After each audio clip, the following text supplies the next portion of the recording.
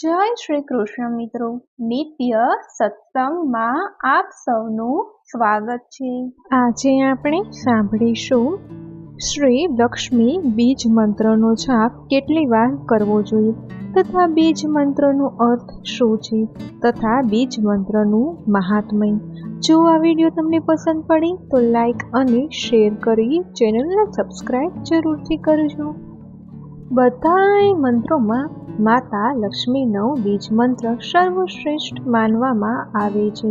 આ મંત્રનો જાપ કરવાથી માતા લક્ષ્મી જલ્દી પ્રસન્ન થાય છે।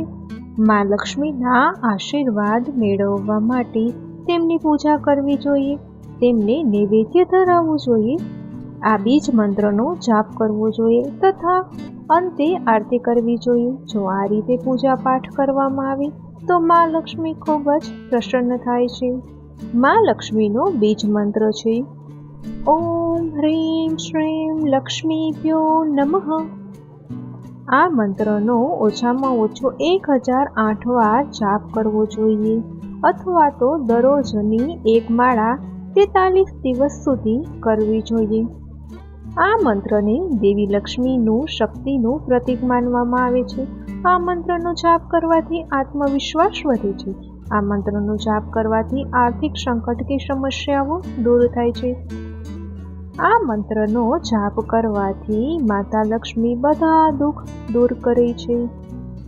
આ મંત્રમાં ઓમ એ ઈશ્વર છે, હ્રીમ માયાબીજ છે, જેમાં હમ શિવ, ર પ્રકૃતિ, નાદ વિશ્વમાતા અને બિંદુ દુઃખહરણનું પ્રતીક છે। શ્રીમ લક્ષ્મી બીજ છે, જેમાં ક્ષ મહાલક્ષ્મી માટે, ર ધન અને સંપત્તિ માટે, ઈ મહામાયા તો નાદ જગત માતાની પુકાર માટે છે અને એમાં પણ બિંદુને દુઃખ દૂર કરવા વાળું માનવામાં આવે છે। અંતે લક્ષ્મીભ્યો નમઃનો અર્થ એ છે કે આપણે માતા લક્ષ્મીને બોલાવીએ છીએ અને તેમને નમન કરીએ છીએ। અર્થાત આ મંત્રનો જાપ કરવાથી આપણે એવી પ્રાર્થના કરીએ છીએ કે શિવયુક્ત જનની આદ્ય શક્તિ અમારા સમસ્ત દુઃખો હરે। શ્રીમનો અર્થ થાય છે કે ઐશ્વર્યયુક્ત દેવી લક્ષ્મી મારા દુઃખોને હરે અને જીવનમાં સમૃદ્ધિ લાવે। આ બીજ મંત્રનો પૂરો અર્થ એ થાય છે કે હે પરમપિતા પરમાત્મા, હે મહામાયા, હે માતા લક્ષ્મી, મારા દુઃખોનો નાશ કરો, મને જીવનમાં સમૃદ્ધિ આપો।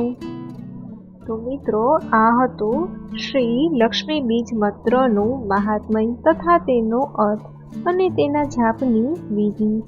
જો આ માહિતી તમને પસંદ પડી હોય તો વિડીયોને લાઈક અને શેર કરી ચેનલને સબસ્ક્રાઈબ જરૂરથી કરજો। જય શ્રી કૃષ્ણ।